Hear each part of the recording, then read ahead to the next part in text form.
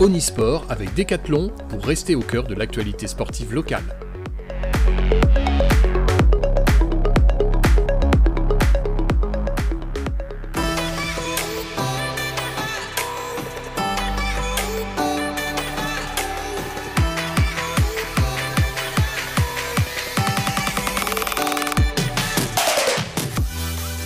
Bonsoir à toutes et à tous, bienvenue dans votre JT Sport. Du lundi 7 mars, nous sommes ravis de vous retrouver pour le 18e numéro d'Onisport. Aujourd'hui, on va parler comme d'habitude rugby, mais aussi comme chaque semaine football et un petit mot de cyclisme. C'est parti pour le récap du week-end. On ouvre ce journal comme chaque semaine avec le rugby, direction le top 14 et la pelouse du stade Marcel de Flandre où le stade rochelais n'a fait qu'une bouchée de Brive. Les Rochelais s'imposent largement et facilement 41-15 contre des brivistes hagards manquant cruellement de solutions.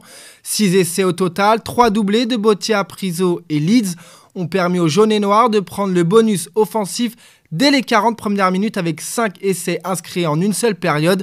Un succès forcément satisfaisant malgré encore quelques détails à régler. Écoutez la réaction du centre rochelais, Jérémy Saint-Zel, au terme des 80 minutes. On a bien travaillé dans la semaine physiquement et justement à mettre beaucoup de tempo cette première mi-temps, que ce soit en touche, en mêlée, pour vite lancer le jeu. Donc ça s'est plutôt bien vu. On avait de bons échanges avec nos avants, où les avants ont mis à mal les avants de Brive sur les ballons portés. Donc derrière, on a pu jouer sur l'avancée de nos avants. Donc voilà, beaucoup de satisfaction. Je pense que c'est l'une des premières mi-temps les plus abouties de l'année. Je me suis posé la question de la seconde mi-temps, donc je vais l'anticiper. Non, et après, on s'était pourtant fixé des objectifs à la mi-temps, justement de ne pas prendre d'essais. On en prend 2, donc il y a des objectifs qui ne sont pas atteints ce soir. Mais aujourd'hui, je pense que voilà, il faut quand même se satisfaire de ces 5 points, de la passe des 3 matchs où on a reçu Clermont, on est allé à Pau et Brive, on est dans un peu de haut mur avant Clermont. Voilà, aujourd'hui on fait une belle passe de 3, maintenant voilà, on va récupérer une semaine et finir fort pour se qualifier et bien finir dans ce top 6. Alors que La Rochelle n'avait commis qu'une seule faute en première mi-temps, du côté du CAB, c'est la discipline qui a manqué aux Corésiens et qui ont été submergés par les multiples vagues maritimes. Et l'entraîneur de Brive, Jérémy Davidson, en est conscient. Écoutez. On ne peut pas donner des cadeaux à La Rochelle parce que c'est une grande équipe et quand ils commencent à enchaîner et mettre le moteur en accélération, c'est très difficile. Première mi-temps, on débute bien le match et après c'est une catastrophe. On donne 2 cartons jaunes sur les plaquages hauts. On est indiscipliné, je crois 8 pénalités contre nous en première mi-temps. Tu ne peux pas exister à l'extérieur contre une équipe comme La Rochelle si on n'est pas discipliné et si on ne reste pas à 15 sur le terrain. Une victoire à 5 points cruciale dans la course au top 6. D'ailleurs, regardez au classement. La Rochelle est justement 6e, notamment grâce à la défaite du Stade Toulousain hier soir sur la pelouse des Parisiens du Stade Français 23-16. À 6 journées de la fin de la saison régulière, les 3 premiers du classement ont chuté ce week-end, à commencer par le leader Bordeaux qui s'incline à domicile contre Pau. Le MHR Dauphin a connu le même sort à Castres et le Loup 3e perd à Clermont. Si les 3 premières places ne changent pas, les écarts de points continue de se resserrer. Et pour La Rochelle, le prochain adversaire, ce sera le Racing 92, une nouvelle fois à domicile, le 26 mars. Fédéral 2 maintenant, et on continue dans les victoires avec Surgères qui s'offre à l'extérieur un succès contre Isle Rugby 28-13. Devant à la pause 9-5, malgré les difficultés, les Surgériens ont construit leur victoire à l'usure avec 2 essais inscrits dans les 10 dernières minutes par Vermeer à la 71e et Perron à la 77e. Jonathan Daco, heureux d'avoir enchaîné une 4e victoire de suite. Écoutez.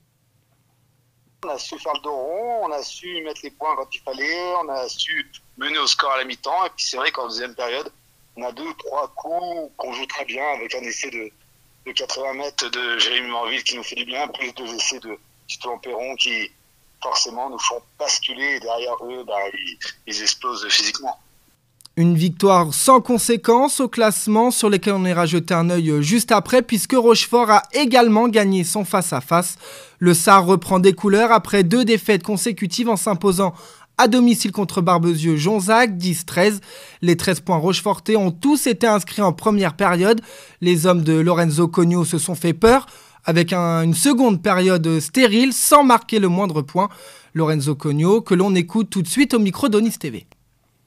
Victoire hop, après nous, ce qu'on voulait c'était le résultat, avec beaucoup de casse chez nous, donc on s'est serré les coudes, ça n'a sûrement pas été très joli à voir, par contre on gagne le match en première mi-temps, mais c'est là qu'on met quand même les points, et en deuxième mi-temps avec le courage et l'envie, point. On va pas aller chercher plus loin, et un peu plus de maîtrise qu'on a eu que contre Causse-des-Airs. Contre Causse-des-Airs, exactement le même cas de figure, où on avait complètement déjoué dans la maîtrise, aujourd'hui on a maîtrisé un peu mieux le sujet. De son côté, Jonzac, qui vise la montée, fait la mauvaise opération du week-end. Les visiteurs n'ont pas réussi à concrétiser leur temps fort, mais surtout à gérer leur temps faible. Rémus Lungu, l'entraîneur de Jonzac, un peu déçu. Regardez. C'était un match de façon engagée. On savait que contre le Rochefort, c'est toujours des matchs assez âpres. Et ils avaient plus envie que nous, forcément, et ça s'est vu. Voilà, à la fin du match, on ne marque pas nos temps forts. Donc du coup, ça permet de rester dans la partie. Et avec l'envie qu'ils ont eue, ils ont réussi à avoir 3 points de plus que nous. On y vient cette fois-ci au classement. Surgères 5e et toujours devant le SAR 6e dans une fédérale 2, encore dominée par le CA Périgord, l'US Bergeracoise sur les 2 premières marches du podium. 2 équipes à égalité de points se partagent la 3e place. Il s'agit de Barbezieux et Causse-des-Airs. Du côté des prochaines rencontres, Surgères se déplace à Tulle. 10e, Jonathan Daco est d'ailleurs relativement conscient dans la préparation de ce déplacement. Écoutez. Voilà, il faut faire un score, un résultat à Tulle. Et voilà, forcément, on est bien dans la tête quand on sort de 3 matchs et 3 victoires. C'est beaucoup plus facile de travailler. Et Rochefort ira lui aussi hors de sa base sur la pelouse du stade Belvésois. Les 2 équipes charentaises-maritimes joueront le 13 mars prochain à 15h. Petit détour en Fédéral 3, après une lourde défaite le week-end dernier, Pulboro remet la marche en avant et reprend des couleurs en s'imposant à domicile 25-20 face à Gradignan. Malgré un premier essai dès la 8e minute, ce match se sera joué sur les pénalités et la discipline. Et à ce petit jeu, c'est le RCP qui sort vainqueur avec 6 pénalités transformées contre 5 pour les visiteurs. Malgré 20 minutes en infériorité numérique en raison de 2 cartons jaunes, les Pulborins ont su rester solides. Écoutez Guillaume Maffre, l'entraîneur du RCP au micro d'Onis TV. Ouais, très content. C'est une équipe qu'on n'avait encore jamais battue depuis 3 ans quand on les avait dans la poule. Donc c'est une bonne nouvelle. C'était dur, c'était compliqué, on se l'a un peu compliqué, mais c'est fait, donc ouais, super. C'est vrai qu'on savait que c'était un arbitre qui sifflait beaucoup. Il a beaucoup analysé Gradignan en première mi-temps. Nous, on a un peu plus pêché en seconde. Donc bon, sur le match, on va dire que c'est à peu près équilibré. Et puis il y a ces 2 pénalités à la fin qui nous font vraiment du bien. On arrive à revenir dans leur camp surtout, et puis à les mettre à la faute. Ouais. Une victoire essentielle qui voit le RCP toujours à la 6e place se rapprocher à 1 point du 5e Saint-Astier. Les 3 premières places de Fédéral 3 sont attitrées à l'UA Vernoise, Mérignac et Castillon qui ferment la marche du podium. Castillon qui sera d'ailleurs le prochain adversaire de Pulboro qui devra se déplacer hors de la Tourtilière. Un match où les Pulborins auront fort à faire, ce sera le 27 mars à 15h. Guillaume Maffre sur la prochaine journée. On se doit encore d'espérer la qualification, donc il va falloir faire un coup à l'extérieur. Castillon, ils ont fait match nul à Léognan, ils ont perdu la semaine d'avant à Saint-Astier, ce qui nous met un peu dedans, et du coup en plus c'est des concurrents directs qui ont pris des points, donc nous on se doit d'aller. Donc maintenant on veut retrouver le Pulboro qui se déplace bien, qui est capable d'aller prendre des points partout, et puis il faut faire un coup, donc il va falloir être vaillant, et puis on y croit et on va se préparer en conséquence pour aller faire un gros match à Castillon, et puis si ce ne sera pas à Castillon, on ira faire un gros match à Mérignac. Et si on peut même faire les 2, c'est super. On file en honneur pour vous annoncer la défaite de l'Amical Rugby de Marans sur la pelouse du RC Cubzaguet, score final 21-9. Une défaite somme toute encourageante pour Romain Maître-Hu, l'entraîneur marandais, car les Verts et Blancs tenaient le score jusqu'à la 75e minute avant de craquer dans les ultimes instants du match. Je vous propose d'écouter ses réactions tout de suite. pour nous, le bloc là, qui est arrivé, donc avec Saint-André-Cubiac, on pensait aller chercher des points là-bas. Pour nous, c'était vraiment le but, d'aller chercher des points là-bas. Donc on a tenu, je te dis, le match nul jusqu'à la 75e minute, ce qui était quand même très encourageant, et on le voyait même plus que ça. Malheureusement, voilà, sur deux détails, deux erreurs, on prend deux essais, et on finit le match malheureusement sans aucun point, même pas un point de bonus défensif, alors qu'on a été 75 minutes sur un match nul. Et puis donc là, voilà, on attaque dans la couronne qui est juste devant nous et sur lequel on fait absolument gagner. Là, c'est un match très très important. Voilà, donc il nous reste 2 matchs à domicile. On s'est dit que les 2 matchs à domicile, on ne pouvait pas passer à côté. Vu la progression de l'équipe et vu ce qu'on arrive à faire, malheureusement, il y a toujours un détail qui fait que nous, on n'arrive pas à marquer, mais par contre, les autres, ce détail-là, ils ne l'ont pas. Ils arrivent à marquer pour le peu de fois qu'ils viennent chez nous. Et nous, on va rester des fois 20 minutes dans leur camp et sans marquer de points. Et voilà, c'est ça qui pêche, quoi. Et comme l'a évoqué Romain, le prochain match de Maran, ils recevront la couronne juste devant eux au classement pour tenter de décrocher une première victoire. Cette saison, ce sera le 13 mars à 15h30. Et d'ailleurs, sur ce match-là, le point de bonus défensif qui échappe aurait pu permettre à Maran, toujours 9e et dernier de la poule, d'augmenter son compteur, toujours bloqué à 1 point. Le Stade Bordelais, Choré et Parthenay occupent les 3 premières places du classement. On descend d'une catégorie en promotion d'honneur et on débute avec Étré qui surclasse littéralement Jarnac à domicile sur le score de 55-13. Lara a inscrit pas moins de 9 essais dans cette rencontre, dont le premier dès la 5e minute pour ensuite dérouler son jeu. Jarnac était trop faible pour espérer quoi que ce soit dans ce match. Et dans cette même poule, l'OCV de son côté engrange aussi un nouveau succès à l'extérieur dans le derby qui les opposait à Oléron. Victoire 21-10 pour les hommes de Florian Bougerolles, évidemment satisfait du résultat de ses joueurs, malgré la difficulté. Je vous propose de l'écouter. C'est une belle victoire, on a fait un bon match. On a été sérieux parce que c'est pas une équipe facile à manœuvrer, malgré les circonstances un peu sur le terrain, des choses qui n'ont rien à faire sur le terrain. Mais sinon, non, ça a été un match plutôt plaisant, là. Surtout la première mi-temps. Donc, on va oublier la deuxième, mais surtout la première mi-temps. Oui, bien sûr, oui. On a su gérer. Après, surtout qu'à un moment, on se retrouve à 12 parce que on prend des cartons. Donc on a su faire le dos rond et garder notre défense. Et puis, ça a fini par payer, quoi. On fait un point au classement. Étré est 8e, juste derrière l'OCV avec 3 points d'avance sur leurs voisins étrésiens. Une poule dominée par le Bec à la tête du championnat devant le Pays Médoc 2e et l'US Bouscatès 3e. Le leader Bordeaux sera d'ailleurs le prochain adversaire des Villeneuvois lors de la prochaine journée. Quant à Lara, elle voyagera sur la pelouse du RCC Stadé. Les 2 rencontres se joueront le 13 mars prochain, toutes les 2 à 15h. Enfin, en bref, un mot de Marcilly qui perd son match à domicile d'un seul petit point, 31-32 contre l'US Chauvinoise, 9e et avant-dernier au classement. Les Marcellois affronteront la Lanterne Rouge Pleumartin le 13 mars à domicile. Sans transition, on passe au football et on commence avec la Régionale 1. L'ES La Rochelle enchaîne une nouvelle victoire, la 2e de suite. Et pas des moindres, les Rochelais ont écrasé Niort Saint-Florent 6-0. Les hommes de Fabrice Fontaine avaient déjà fait le job en première période, puisque les Rochelais ont inscrit 5 buts en 45 minutes. Face à une équipe en difficulté, le piège était de ne pas déjouer. Mais les joueurs de La Rochelle ont réussi à gérer ce match. Regardez la réaction de l'entraîneur rochelais Fabrice Fontaine au micro d'Onis TV toujours. Il fallait qu'on gagne notre premier match à domicile en 2022, donc ça c'était la première intention.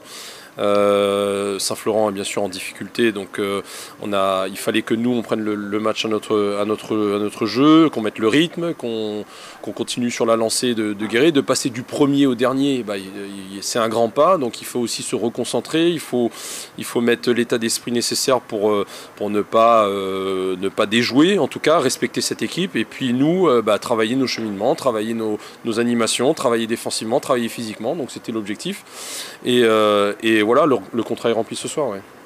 Résultat, La Rochelle fait la bonne opération du week-end et prend donc les rênes de la Régionale 1 à la première place devant le nouveau dauphin, Guéret, avec 2 points de retard, suivi à la dernière place du podium de Poitiers avec 34 points. La Rochelle compte quand même un match en retard et leur prochain adversaire, ce sera la réception de Buxerolles 10e le 12 mars à 19h pour tenter de conserver la tête du championnat. En Régionale 2, 2 résultats. On commence par la mauvaise nouvelle et elle est à mettre sur le compte du FC Périgny qui une nouvelle fois subit une défaite sur sa pelouse contre Nintré 1-0. 2 défaites en 3 matchs pour les hommes de Damien Leclerc en manque de motivation depuis quelques semaines. Écoutez. Oui, c'est frustrant parce qu'on n'a pas réussi à enchaîner, à confirmer le bon résultat de la semaine dernière. Maintenant, c'est vrai qu'on est dans une période un peu plus délicate où on a un peu moins de réussite que sur la fin de première partie en 2021 et puis c'est vrai qu'on joue moins bien, donc on est dans une période un peu plus délicate. Donc voilà, donc il faut vite qu'on soit saisi. Il reste 7 matchs. On veut quand même bien finir, même si on est sur même si on est un peu dans le ventre mou parce que on peut pas monter, on a quand même un matin d'avance sur le maintien, donc voilà, c'est difficile de trouver de la motivation, mais voilà, il faut qu'on fasse mieux que ce qu'on produit actuellement. Dans la même poule, l'Étoile Maritime a redoré son blason après une défaite le week-end passé. Cette fois-ci, ils écrasent Saint-Sauveur 79 sur le score de 5-0. L'Entente Étré-Villeneuve se refait une santé et reprend de la confiance. Résultat, au classement, l'Étoile Maritime conserve la 2e position dans une rude bataille avec Parthenay, leader et vainqueur lui aussi à Choré 3-0, toujours avec 3 points d'avance entre les 2 clubs. Ces 2 derniers dominent largement puisque le 3e Saint-Sauveur 79 n'est qu'à 24 points. Le FC Périgny, toujours 4e malgré sa défaite, mais voit la SRTS vainqueur de Beaumont-Saint-Cyr 4-0, recollé au même nombre de points que les Périgniens. Les prochains rendez-vous, c'est le derby entre l'Étoile Maritime et Périgny. La rencontre est prévue le 13 mars à 15h. Dernier mot de ballon rond pour vous annoncer le nouveau match nul du FC Nord 17, le second en 2 matchs sur, encore une fois, un score nul et vierge, 0-0 à domicile. Un résultat encourageant et qui concrétise les derniers bons matchs malgré l'absence de victoire, pense Serge Meunier, l'entraîneur des Marandais, que je vous propose d'écouter maintenant. Ce match, il y en a continuité des précédents qu'on a fait. Je trouve que dans le jeu, on est mieux, on est en 3-5-2. Les gars réfléchissent avant de donner le ballon. On a quand même 5 occasions très nettes. On ne conclut pas. Donc ça, c'est un peu l'ascomoun de l'équipe qui est en bas, quoi, comme toujours. Mais sinon, sur le match, il n'y a rien à reprocher aux gars. C'est quand même une équipe contre qui on avait pris 5-2 au match aller. Et là, on les a tenus. Et je pense que sur la qualité du jeu, surtout sur la première mi-temps, on aurait mérité les 3 points. Au classement, le FC Nord n'est plus dernier à égalité de points avec Terve Espérance qui reste dernier et seul dernier de cette poule. Les Marandais sont donc, comme vous le voyez, 11e avec 8 points à une unité d'avance sur la lanterne rouge. Prochaine rencontre, le FC Nord 17 reçoit justement les derniers, Terve Espérance. L'occasion pour les Marandais de glaner un nouveau succès. Le match est prévu à 15h le 13 mars. On clôture ce journal avec du cyclisme. Après les pavés belges, les Rochelais se sont rendus la semaine dernière sur les routes néerlandaises pour une course en 3 étapes. Une compétition perturbée par les chutes du côté des Maritimes, malgré une 2e étape animée par Anastasia Kolesava qui s'est fait reprendre à 12 km de l'arrivée après une échappée. Ce week-end aux Pays-Bas n'a pas été de tout repos pour les filles du Stade Rochelais Charente-Maritime Women Cycling. Au classement général, Anastasia Kolesava termine à la 61e place à 4 minutes 19. India Grangier et Maëva Skiban finissent respectivement à la 66e et 83e position à 4 minutes 45 et 6 minutes 43 du vainqueur. Après un début de mois de mars dans le Nord, avec les premiers pavés et les courses par étapes, le Stade Rochelais Cyclisme enchaîne avec les boucles de Seine-et-Marne ce week-end, ainsi qu'un stage de préparation en montagne dans la foulée. On se quitte cette semaine avec les Rochelaises du cyclisme. Nous, on se retrouve lundi prochain pour un nouveau numéro d'Onisport, tout aussi passionnant. En attendant, portez-vous bien et merci de votre fidélité.